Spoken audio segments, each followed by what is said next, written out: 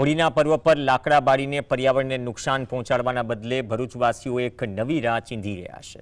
પાંજરાપોળ દ્વારા ગૌમય છાણાના ઉપયોગથી હોલિકા દહન કરી પર્યાવરણને બચાવવાનો સંદેશ અપાયો છે। ભરૂચમાં પર્યાવરણના જતન સાથે હોલિકા દહન કરવામાં આવશે। જેબી મોદી પાર્ક નજીક આવેલ પાંજરાપોળ દ્વારા આત્મનિર્ભર ગૌમાતા અભિયાન અંતર્ગત ગાયના ગોબરમાંથી ખાસ છાણા બનાવવામાં આવી રહ્યા છે।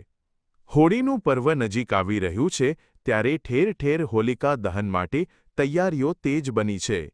સામાન્ય રીતે હોળીમાં મોટાભાગે લાકડાનો ઉપયોગ થાય છે, જે પર્યાવરણ માટે ચિંતાનો વિષય છે।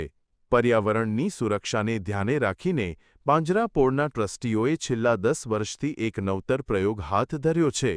લાકડાના બદલે ગાયના ગોબરમાંથી બનેલા છાણાનો ઉપયોગ કરવા લોકોને પ્રોત્સાહિત કરવામાં આવી રહ્યા છે।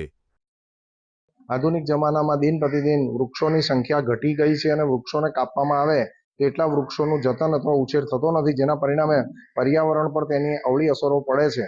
તેને એક સદ્ધર વિકલ્પ તરીકે અમારા ભરૂચ પાંજરાપોળ ટ્રસ્ટ દ્વારા છેલ્લા 7-8 વર્ષથી અહીંયા ગાયના છાણામાંથી બનાવેલ છાણા અમે બનાવીને એનું વેચાણ કરીએ છીએ કે જેથી કરીને એ છાણાનો જેટલો ઉપયોગ હોળીના પ્રગટાવામાં કરવામાં આવે તો તેટલા લાકડાની બચત થાય, પર્યાવરણની શુદ્ધિ થાય, પર્યાવરણમાં જતન થાય। આ છાણાના વેચાણ થકી જે ધનરાશિ એકત્રિત થશે તેનો ઉપયોગ પાંજરાપોળમાં રહેલી ગાયોના નિભાવ અને સંસ્થાના વિકાસ માટે કરવામાં આવશે।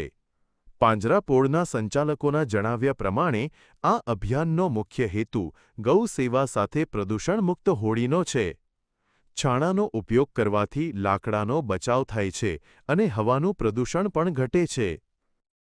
ખૂબ આશયથી આત્મનિર્ભર ગૌ માતા બનાવવાના હેતુસર અમે આ કાર્યક્રમ કર્યો છે। ચાલુ સાલે પણ અમે 4 થી 5 હજાર ગાય માતાના છાણમાંથી છાણા બનાવ્યા છે અને એના વિતરણ માટે પણ અહીંયા જેને પણ જોઈતા હોય ભરૂચ અને તેની આસપાસના લોકોને તો અમારા પાંજરાપોળ અહીંયા શક્તિનાથ પાસે આવેલું છે, ત્યાં આવી અને પોતે લઈ જઈ શકે છે।